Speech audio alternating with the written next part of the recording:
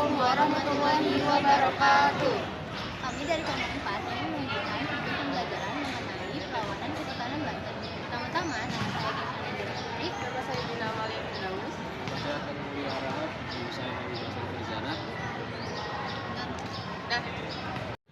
Lu tahu nggak sih latar belakang dari perlawanan Kesultanan Banten tuh apa? Tahu.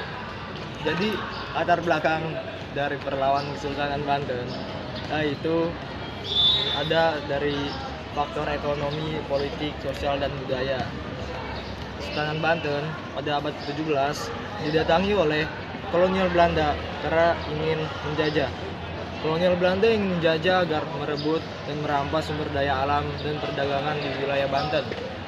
Dan penjajahan itu pun juga dibantu oleh pihak dari luar karena memiliki keinginan yang serupa.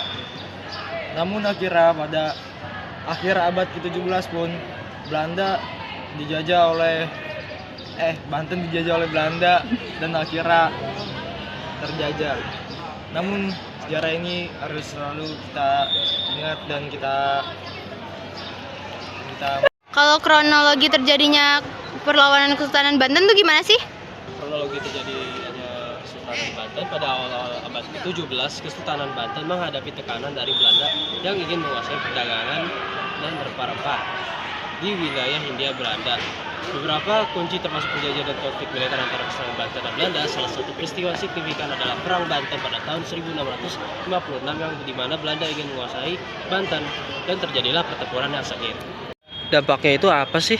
Dampak dari perlawanan Kesultanan Banten yaitu dengan ditangkapnya Sultan Agung Tirtayasa pada tahun 1683 sampai dengan meninggalnya pada tahun 1682. Nah, perlawanan Kesultanan Banten berlangsung hingga pada awal abad ke-19. Akibatnya, ini mengakibatkan ketidakstabilan dalam pemerintahan kerajaan. Akhirnya, Jenderal Daendels melebur Kesultanan Banten ke dalam wilayah Hindia Belanda. Pada tahun 1813, Kesultanan Banten resmi dihapus oleh Hindia Belanda.